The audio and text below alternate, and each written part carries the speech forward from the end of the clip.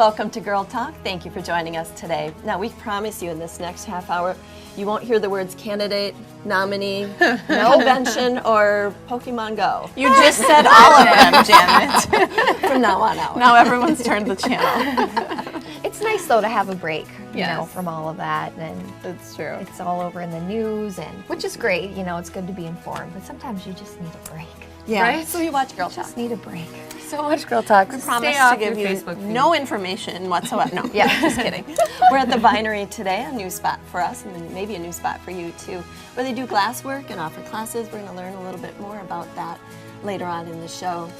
We're also talking a little more serious topic of eating disorders, and there's a support network right here in Madison with really a wide, broad support in terms of inpatient, outpatient, and Yeah. a lot of interesting things to learn about that topic. This is a tough topic to tackle, but it's an important one because I think we'll discover, and just even in talking to Andrea a little bit off camera, this affects a very wide range of people Yeah. that you may find surprising or maybe comforting if you're dealing with something or you know somebody who's dealing with something.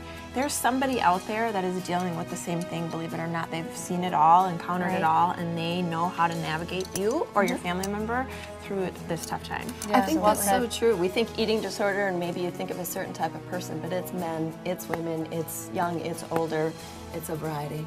Absolutely. We're also going to be talking Hophead Tours. This is a fun one you're definitely going to want to stick around for. Have either of you done this one yet? No, I but haven't. I want to now though. Me too. And Yeah. the craft beer industry is so growing that it is becoming so interesting and so different. Everyone's got their niche, so I think it'd be neat to find out. Yeah, even if you're not quite into the craft brewing, I have a feeling that you're going to be interested in this one. Sounds great. We'll be back with Hophead Tours right after this.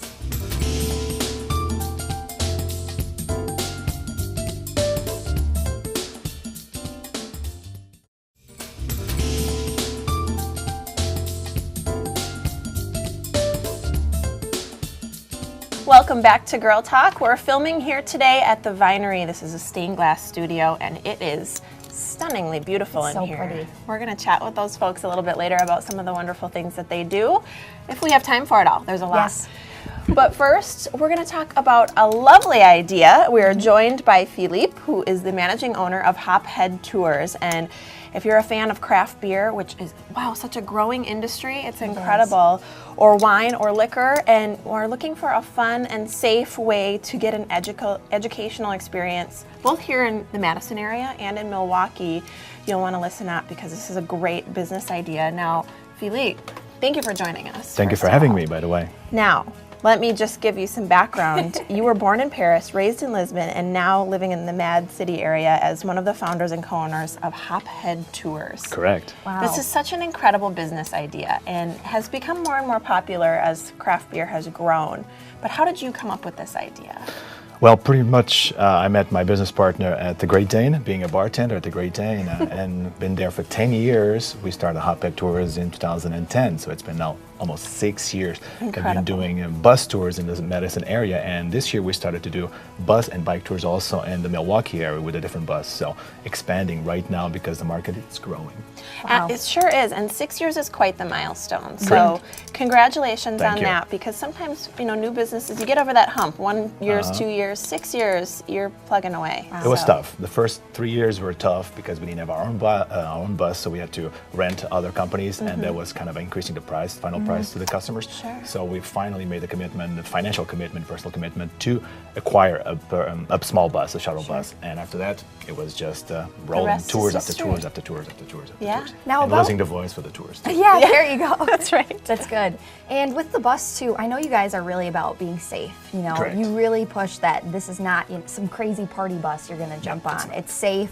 And so just tell us a little bit more about that experience. So pretty much when you go to a Hophead tour bus, you're gonna get a fun It's going to be a lot of fun. Yeah. People, but when we say it's not a party bus, they're like, don't be afraid. You're going to have a lot of fun. It's going to be safe. But by the end of the tour, you're going to have a full experience of the local craft beer, the local distillery scene, the local people who are making the beers and the liquor and the mead that we also visit, a meadery in Madison. So it's just a background of all of what's right now to offer in the city of Madison and also in Milwaukee, and experience that in a way it's going to be like safe, fun, and educational. But after all, it's going to be a great experience. I like that because that can kind of be intimidating for some people. You know, if you want to go do something or try something new, but you don't want to go on this crazy, you know, adventure. You want to have fun, but you want to be safe too, and you want to make it out. That's us.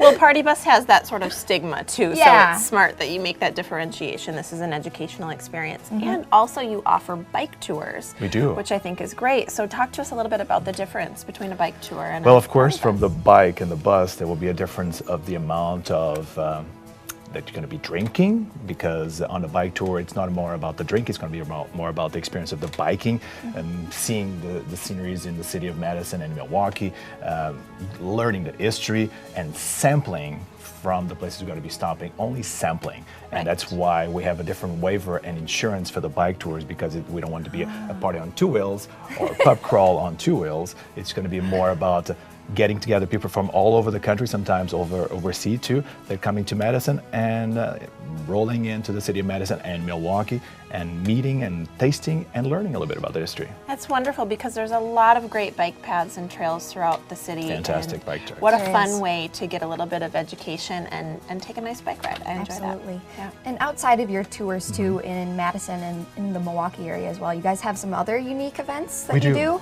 We do. We have special events. We do beer dinner tours. We work with the breweries. We take people to visit the brewery where the beer is made, and then we take them back to the shop house where we work with the Hilton Hotel. And Wow. they pretty much made a 3-course meal from the chef, Anthony Lemons, that creates a full menu just for that brewery, just pairing those foods with those beers. And we also do wine dinner tours, and those are kind of the new thing for us. So that's a brand new thing that we have right now on our offer. And also we do shuttles for some beer fests, and we do also specialty tours like going to Michigan, going to Chicago, overnight trips. So we're going to be visiting other countries in the United States, other regions where the beer is also being made, and also great events with that aspect of visiting those craft beers. Oh my gosh, sounds like so much fun and so I many know. great ways to learn and enjoy and have a nice evening. If folks want to find you or book a tour, what's the best way to do it? Is it your website? Yes, Okay. hopheadtours.com. That's the best way to even find us. Philippe, so lovely talking to you. Thank you Thank you, for appreciate joining it. us. Thank We you. Thank you very appreciate much. it. We're going to be back. We've got more Girl Talk for you here at the Vinery, so stick with us.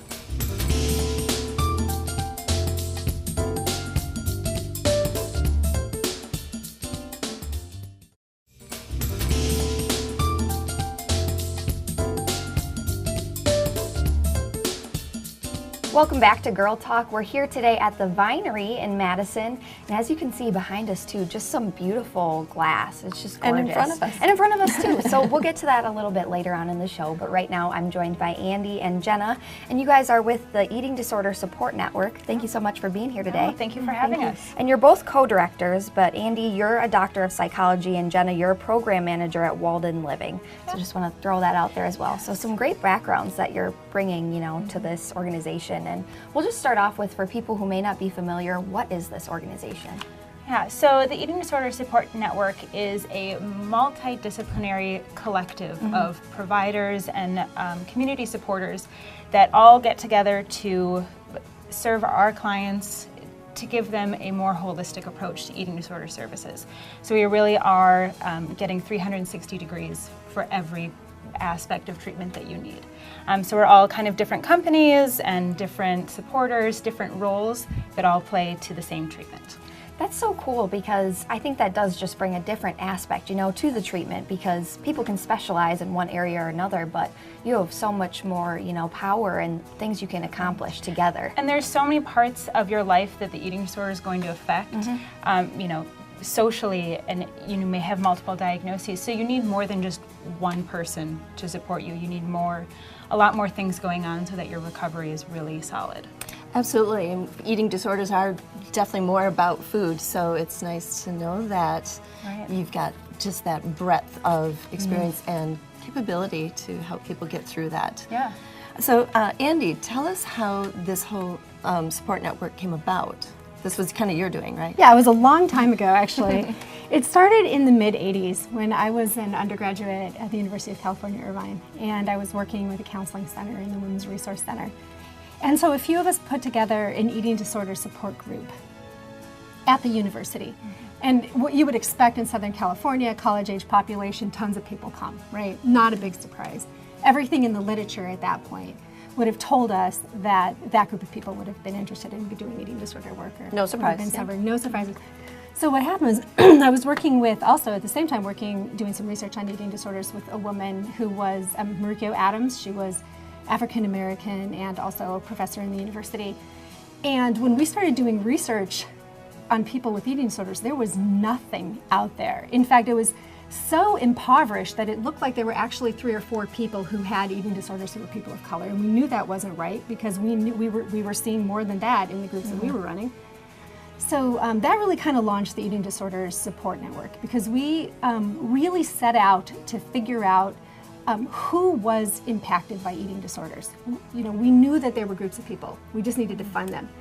So And you can't tell by looking at someone necessarily that they have that sort of issue. So Yeah, that so research was very helpful. The research was helpful, but then we ran groups in all different parts of Southern California. I was running groups on the border of inner city Long Beach and Compton, and we were finding lots of different people were coming to the group. We were finding that older people, 60s and 70s, were coming to the groups. Gay, lesbian, trans people were coming to the groups with incredible gender dysphoria. We were finding that Latina and African American women and men were coming to the groups. Absolutely surprising. And not just, I don't want to say not just, but not just disordered eating, which was what you might expect. I mean, people who had binge purge disorders, people who had restrictive disorders. So what we were finding in reality was not at all reflected in So finding that underserved population, we brought that idea to Madison. You brought that idea to Madison, and that's where I came in. And it's not just people who are a different age, gender identity, race. It's people who have insurance but don't have the right treatment. It's people who have multiple diagnoses and don't know how to get the right support. And so we're really combining a bunch of different services here, and that's kind of where we got that. Who is underserved and how are they being underserved? How great to and have how that. can we meet that need? Absolutely. Right here in Madison. That's nice. And so for people who are watching, who are thinking, like that holistic approach is really kind of speaking to me and something I could be interested in, where can they find more information? So we do have a phone number to call. We have a Facebook as well. We're also going to be involved in the NEDA Walk.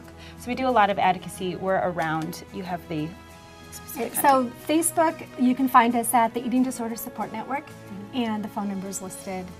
And anybody who needs any services, even if you think you know somebody and you're not sure what to do, it's okay to call that number, and any one of us will help you make sense of it. Wonderful. Andy and Jenna of the Eating Disorder Support Network, thank you so much for being Thank here you today. for having I us. appreciate Thank it. you. And Girl Thank you. Talk will be back right after this. We're at the Vinery.